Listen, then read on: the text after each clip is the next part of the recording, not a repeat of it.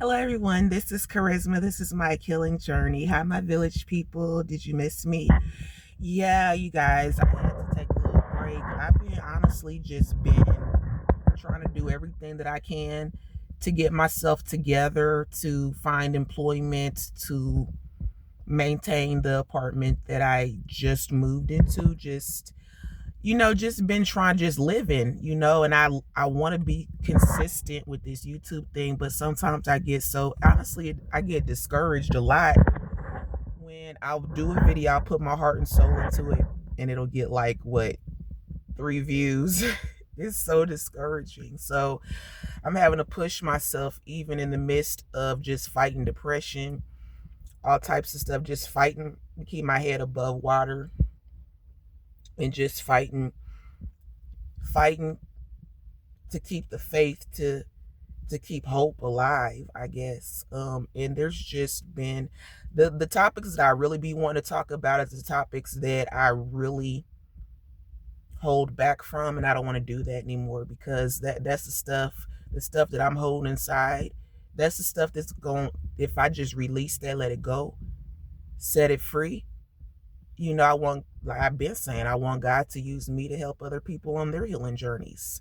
So, in order to do that, in order to make sure this message reaches a worldwide audience, please like, please comment, please subscribe so that the algorithm can pick up on what needs to be picked up on, and this message can reach the masses. The topic of today's discussion is if only abuse victims loved themselves, they wouldn't get abused. Okay.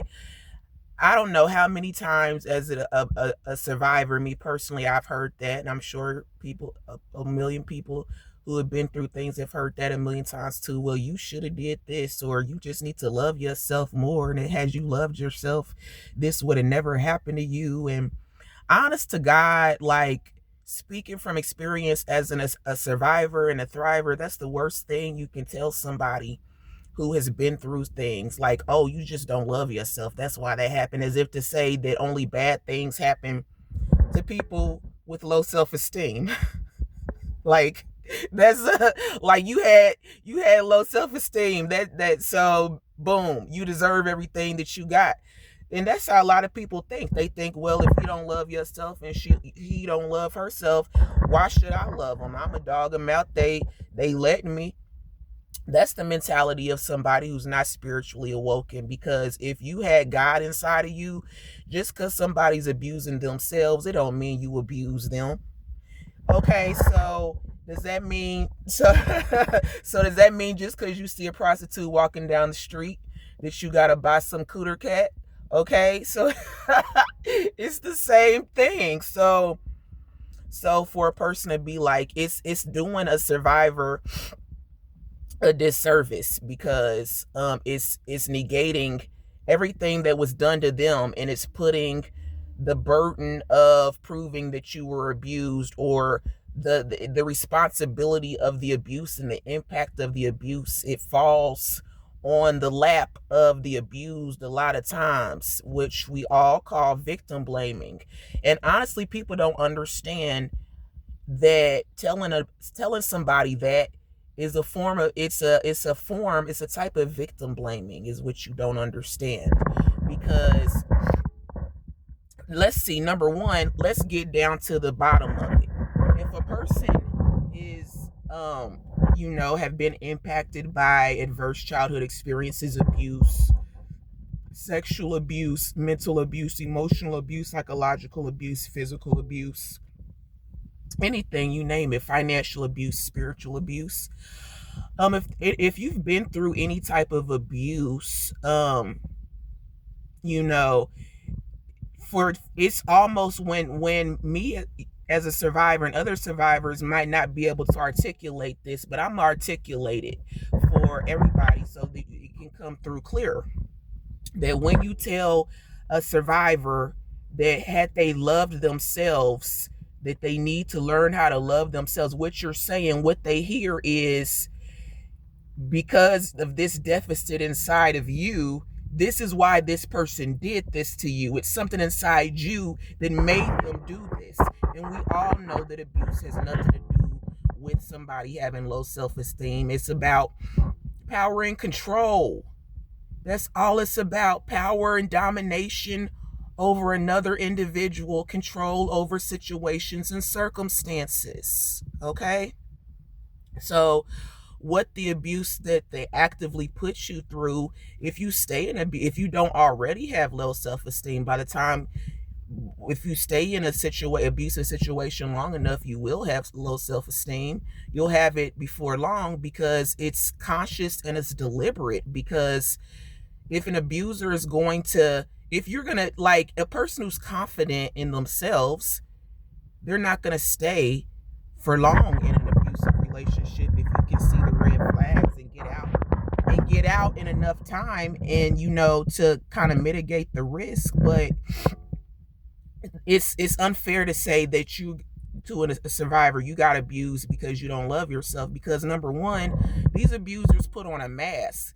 These perpetrators and victimizers put on masks, so you don't necessarily see their true colors and true natures and their true intents towards you. You don't see it until you already too deep into it. And by the time you already in too deep, they've been slowly but surely chipping away at your self-esteem little by little. Every little backhanded joke here, every time they twist things around and make you seem like the perpetrator, and slowly but surely either they isolate you or turn people against you, so that you have no one, and other people stand in solidarity with the abuser, believing their lies. So you think towards the end of that, is somebody gonna have high self-esteem? No, they're not gonna have high self-esteem. The only way to rebuild yourself is to leave the situation. Now, that's the topic for another day. What we're talking about today is people victim blaming and saying the reason why a person gets abused is because they don't love themselves. No, the self-love is a result. A lot of times, I would say 80% of the time, the lack of self-love is a result of the abuse. And this is what I'm going to tell any survivor. The self-love portion, I can only use myself as an example. Let's use myself an example as my childhood. Everything that I ever heard growing up, you ain't gonna be shit. You just gonna be like your nothing ass daddy. You gonna be like your nothing ass mammy. You gonna end up in jail. You gonna be a jailbird. You gonna be a prostitute. You gonna be a hoe. I'm telling you, I was like 7, 8, 9 years old, and this was the things that my auntie, my cousin, my grandpa, they would, it was like a ping pong effect. I would try to run from one, and I go to the other, trying to run from the previous one's abuse, only to get abused by them, by that one too, when it was just this endless cycle where there was no escape from the abuse. So it begins that ongoing type of abuse over a long period of time, not just one incident here, one incident there. I mean, ongoing. You're not even gonna have a concept of what self-love is. You're not gonna have not one concept of it, because me working with children in the capacity that I do, working with special needs children, working with children especially, you have to pour into a child. You have to model for a child what self-love is and what it's not. That's why it's so important to tell your children, you're beautiful, you're awesome, you're such a good kid, you're amazing. You speak that into a child so that they understand when they go out into the world that if somebody's not rocking with them like that, and they're supposed to be your friend, that something's wrong. By the time I went out into the world, and I was on my own from a very early age. By the time I was 13 and 14, I was washing my own clothes. I was cooking and cleaning for myself. I had learned how to cook. I had found my grandma's old Betty Crocker cookbook and was cooking from scratch at 13 and 14. And I wasn't no regular 13 or 14 year. I wanted sheets and towels and just decorations for my room, for the house. I got on my grandpa about getting the carpet changed, and I was just a little, I don't know, I guess God was preparing me to be a wife. I don't know, but by the time you go out into this world, you don't understand that how you're being treated is wrong. You don't have a concept. It's not that abuse survivors or victims don't love themselves, is that we don't have a concept of what self-love is. We don't have a concept that what these people, places and things and institutions and systems are putting us through is wrong. It feels wrong, but if that's all you've been fed is the BS your whole life, then that's what you believe, and that's what you gravitate to. You're going to gravitate towards people who will reinforce that belief that was instilled in you, that you're nothing, that you're worthless, that you deserve the abuse. You're going to gravitate towards people who treat you exactly how you feel on the inside, because you weren't taught how to feel anything different about yourself. It was a conscious and deliberate attack on your self-esteem, a conscious and deliberate attack on your spirit, so that your spirit could be downcast and downtrodden within you. Because honestly, people who don't love themselves are way easier to control, because they're not concerned about protecting themselves. They're not concerned about their best interests. They're people pleasers. They're, just do whatever just to get along and go with the program. And if you're going with somebody else's program, trust it ain't in your best interests. And when you get tired of everybody not having your best interests in mind, when you get tired and sick of being sick and tired of the abuse, of the degradation, now I'm gonna tell you something. It's not your fault. I'm gonna tell you this right now. If you've been abused in any type of way, male, female, child, I don't care. It is not your fault. But it's your responsibility to pick up the pieces and to start teaching and parenting and mothering and fathering yourself, and putting that self-love in yourself that wasn't put inside of you. And yes, you can do it. If I can start to do it, then anybody can. I remember the first breakthrough I had in therapy years ago. And the therapist had asked me something. And I can't remember exactly what the question was. But I've never in my life seen a therapist. There was tears in her eyes. Damn near. Because she said to me, she shook her head and said, so people can just do anything they want to do to you, can't they? And she was telling me that not in a condemnation way. She was just saying it it had a sense of amazement in her face. That somebody could feel that bad about themselves, that they don't have a concept, that they have a right to say no. For the longest, I didn't know that I had a right to say no to touches that I didn't want, to food that I didn't want, to interactions with people that I didn't want. For the longest, I didn't know I had a right. And you know what happens when I started standing up for myself, and I started saying, no, enough is enough. Can't treat me like this no more. I'm not going for it no more. You know what happened? More abuse, more degradation. But you know what? That's okay though. And this is why it's okay. It's not right, but it's okay. Here's the reason why. Every trap that any enemy has ever set for me, number one, God has had the last word, the last say, and he ain't let it be so what they wanted. Number one. Number two, I'm still standing. In spite of everything that's happened, I'm still standing. I'm still alive. For the longest, I'll be 37 in next month, May 26th. For the longest, I thought I was going to die at 31, because that's the age my father was when he died. And it had been spoken over me that I was going to die like my father. My auntie told me. She saved pictures of the incident, the tragic incident where he was killed in Indianapolis. She saved the newspaper clippings, things like that. So I knew all the nitty gritty of how he passed. And then I hit 31. Then I hit 32. Then I turned 33. Then I turned 34. And I couldn't believe, you know what I couldn't believe? I couldn't believe I was still alive. And it took all of that for me to realize and understand that nothing that they spoke over me, nothing that the evildoers spoke over me, nothing has come to pass.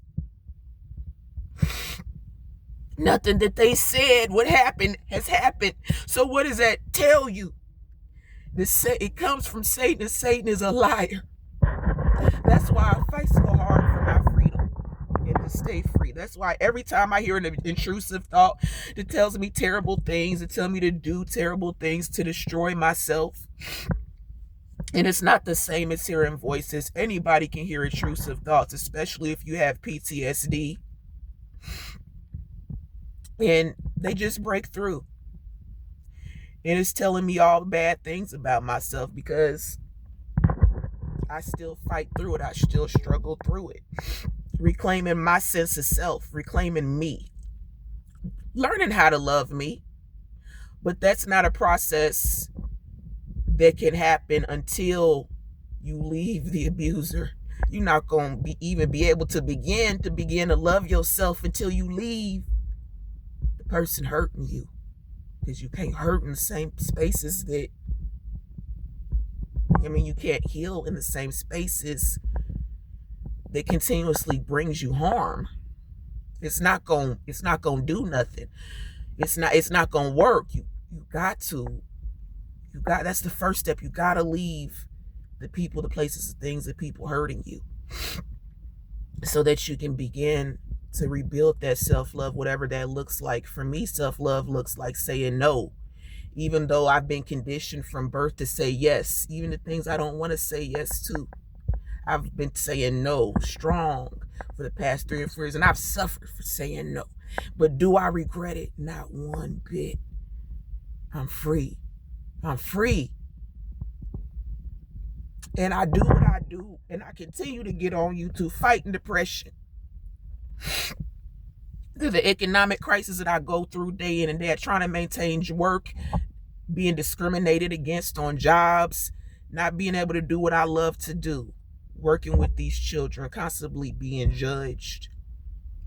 It's been a hard uphill battle to find that love when every message around you is that you're not worthy, because that's what that world will tell you, so that they can keep you down, keep their foot on your neck.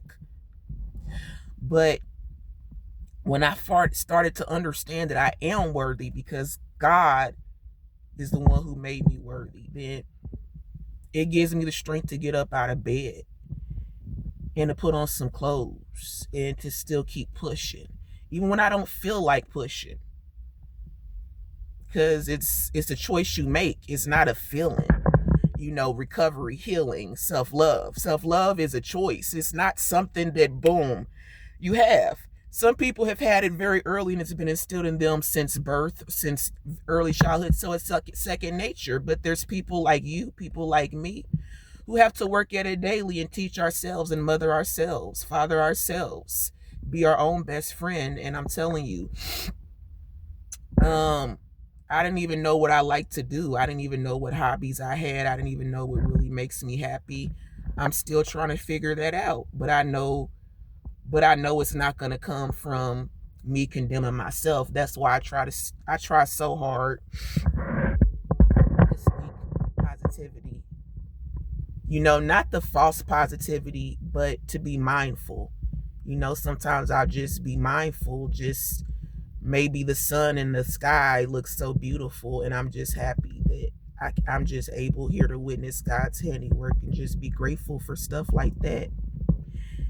And that's self-love to me, stopping and just to slow my mind down and not be racing about tomorrow. And because if you've done everything you could today, but thinking about tomorrow sometimes it's too much. And that's a form of self-love for me, giving myself a break, cutting myself some slack, the slack and the break that I've never received. And that's what makes me want to come on here and to tell everybody who's been through some type of abuse, Don't listen. I would say take it with a grain of salt. Don't let it get you down. When sometimes people don't know that they're hurting you, when they say, oh, you just need to love yourself. I love yourself. Sometimes people don't realize how harmful that is for a survivor. They don't know. And because there's not a lot of content out there about this topic that that I can tell, I haven't seen nothing out there, that self-love takes as much time as anything else. Is like building a muscle, making a muscle stronger. People act like you're supposed to have that overnight when it's something that was never modeled to you. And just being patient with myself on this process, and just anything that's negative, like drowning out that negativity. Like, for instance, not paying no attention to these trolls who might come on. I've been, harassed on here on my page, trolls telling me to take my page down. How dare you talk about this? And you're just a liar, and you're a liability, and just all types of stuff, just trying to blame and, re-traumatize somebody. But it is what it is. I get on here because this is bigger than me, because there's people out here who, you might be in a situation where you're still actively with somebody abusing you, and it's not always easy to leave, and you feel down about yourself, and you feel like, why am I staying with this person? I'm weak, I'm worthless, I might as well stay and deal with it. And I'm here to tell you, don't believe those lies, because those are lies from the pit of hell, designed to keep you stuck, stagnant, and so that this person, this abuser, can suck you dry of all the goodness, all of the whatever's lovely, whatever's good, whatever's perfect. Suck it all up till ain't nothing left, and then cast you to the wayside. Get out while you can. Then the journey to self-love begins. That's all the message I got for y'all. I love y'all so much, my village people. Like, comment, subscribe. Keep rocking with me. I appreciate the love. I appreciate the support. And I promise y'all, I'm trying so hard to be consistent, because this is a need within me to talk about this subject matter, because I just see people out there not talking about it. Any survivor, anybody currently actively in abuse, being victimized, please seek help. Seek help. Call the domestic violence hotline. Call 211 in your local area. There's shelters. A lot of people don't want to go to the shelters because of how evil and wicked the shelters can be, and it can be like a prison within a prison. But there's other options out there, and it might take some time. You might not be able to leave all the way, and I tell you this, move in silence. That's the topic for another day too, and I'm gonna just get on off of here. All right, this is Charisma. This is my healing journey. You are not alone. I love you so much. God loves you. And if you're in a situation that's abusive, pray. Get on your knees. I don't know what the way out is for you. I knew what the way out was for me. I knew that when I got on my knees, because I was sick and tired of being sick and tired, and I begged God to open a door to leave my husband. Within 2 or 3 days, that door was presented. And just like that, it happened. So you might tarry a little while, but I'm telling you, when God opens that door, because God doesn't want you getting abused neither. You better take that opportunity, because it might not come around. I'm one of the lucky ones. I'm here to tell my story, but there's so many who didn't make it out, who didn't escape it. And I'm telling y'all to do that. And then once y'all do that, then we can work about loving ourselves. Okay, so for abusers, perpetrators, you probably think I'm about to get on your head, but I'm not. Well, this is what I will tell you. Seek help. Seek help, seek therapy for the abuse problem that you have. Whoever it's towards, there's a better way. Seek help before you harm others, and before you ultimately harm yourself. Go to God, cry out to God, and surrender to Him for the ability to be able to let go of this abuse, this addiction to power and control, this abuse problem. It's got to stop. It's got to end. So I'm going to just do my part. I can only do my little part in this little piece of my little piece and corner of the world. Anyway, I'm out. Peace. Bye.